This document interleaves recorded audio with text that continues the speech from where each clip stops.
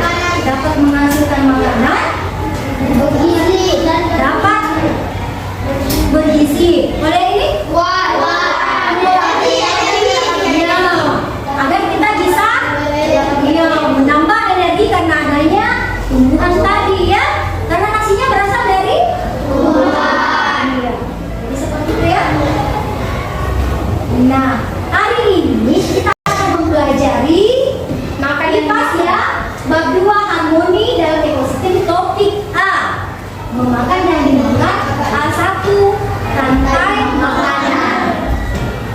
Nah, tujuan kita untuk mempelajari pelajaran kita hari ini yaitu peserta didik. Peserta didik dapat mengidentifikasi peran makhluk hidup pada rantai makanan. Yang kedua, peserta didik dapat mendeskripsikan hubungan antar makhluk hidup dalam bentuk rantai makanan ya. Jadi itu tujuan pembelajaran kita hari ini. Karena tumbuhan mendapatkan makanan. Aira. Dari fotosintesis. Fotosintesis seperti apa dia? Bagaimana caranya? Dari sinar matahari, dari air. Iya, jadi bagaimana tumbuhan mendapatkan makanan? Dia itu memasak makanan sendiri dari bantuan sinar matahari. Namanya proses fotosintesis. Nah, yang bagian B, bagaimana cara hewan mendapatkan makanan? Apa Resi? Makan dan dimakan. Makan dan dimakan. Yang lain ada mencari makan sendiri. Ya seperti itu. Nah, lihat. Tumbuhan dapat menghasilkan makanannya sendiri melalui fotosintesis. Kalau hewan harus mencari makanan dari sumber lain. Jadi rantai makanan itu memakan dan dimakan tetapi melalui urutan-urutan tertentu. Seperti ini ya. Seperti yang pertama, lihat ini. Ada rumput,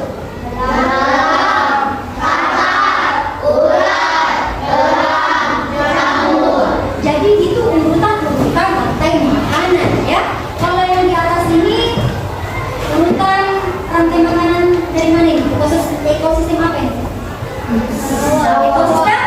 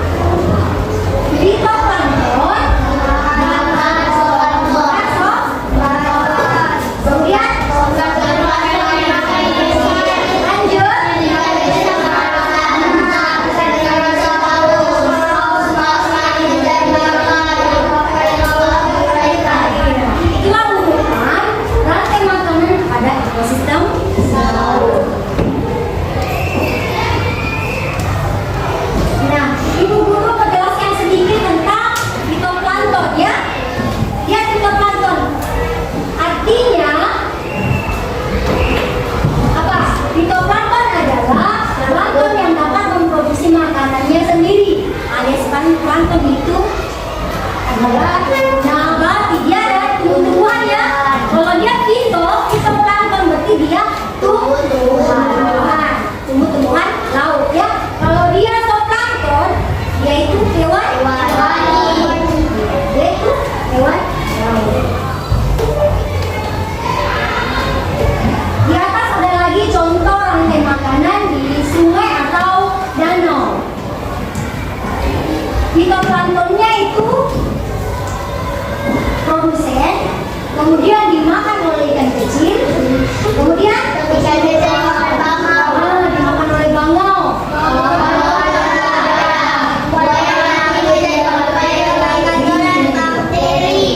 Kalau buaya yang sudah mati dimakan oleh bakteri, diurai oleh bakteri. Ini rantai makanan yang ada di sungai atau di danau.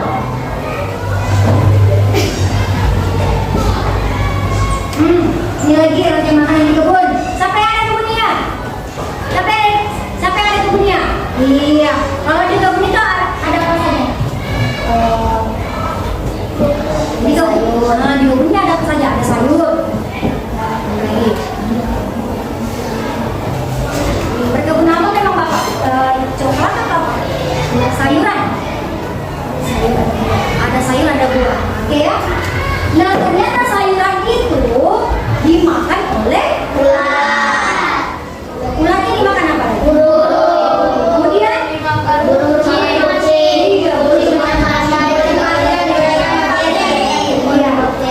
jadi itu adalah urutan rantai makanan yang ada di kebun.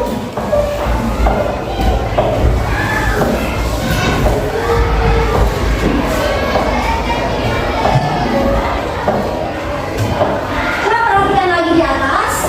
Setiap makhluk hidup itu dalam rantai makanan mempunyai perannya masing-masing. Ternyata ada sebagai produsen, ada konsumen, dan ada developer. Nah, apakah produsen? Produsen yang bisa membuat makanannya sendiri. Iya, yang bisa membuat makanannya sendiri. Kalau konsumen, mencari makanannya sendiri atau memakan? Iya, makan produsen. Kalau ada komposer, menguraikan ya, menguraikan konsumen yang telah mati.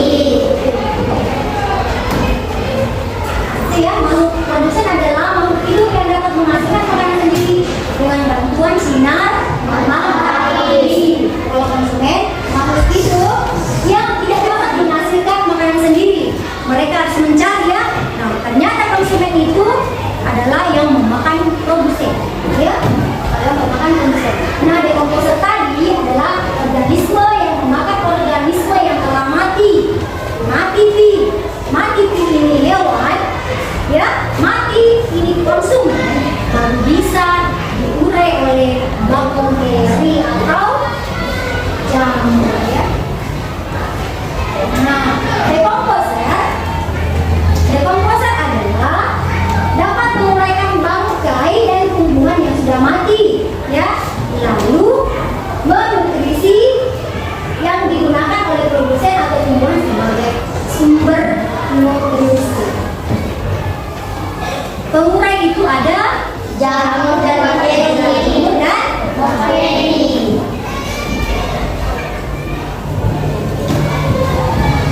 Tadi kan dikatakan perannya makhluk hidup itu ada sebagai produsen, ada apalagi konsumen, ada dekomposer. Nah, lihat urutannya dulu.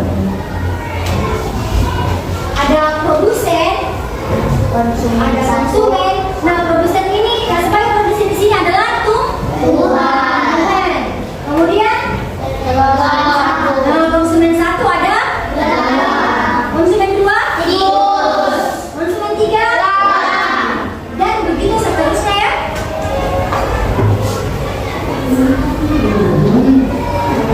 Dalam komponen rantai makanan, konsumen dibagi menjadi tiga.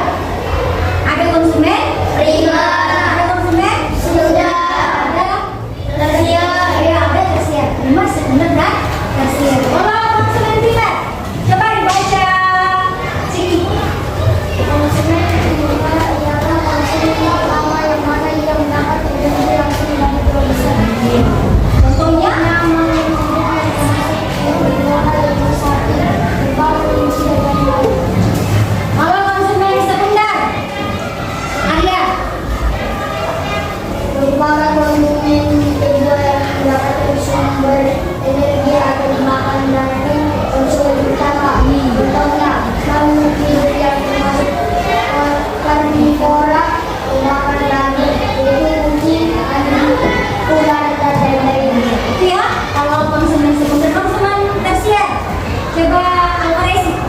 Yaitu konsumen yang mendapatkan sumber energi dengan memakan konsumen kedua. Contohnya adalah burung, elang, harimau, singa, dan lain-lain. Ya, ini ya urutannya untuk komponen-komponen pada konsumen ya. Ada primer, ya, ada sekunder, dan ada tersier. Ingat, konsumen primer itu ia mendapatkan energi langsung dari produsen ya. Berarti ini dia konsumen. Iya, konsumen satu. Nah, kalau konsumen sekunder, Konsumen dua. iya, konsumen dua. Kalau tersier, Konsumen tiga. Oke ya. Sekarang kita lanjut lagi. Untuk menguatkan materi kita tonton dulu video dari untuk menguatkan materi kita silakan tonton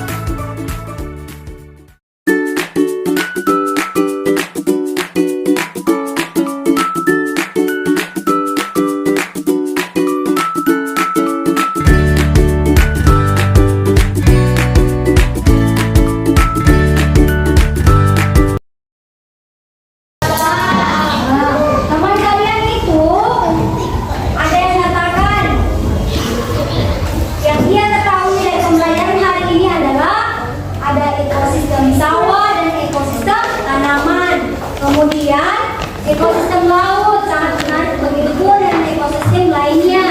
Jadi itulah hasil dari refleksi pembelajaran kalian hari ini ya. Nah sekarang siapa yang bisa menyimpulkan?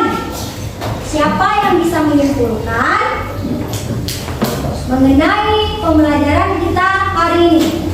Ada materi rantai makanan, siapa? Siapa? Ayo siapa? Rantai makanan itu apa?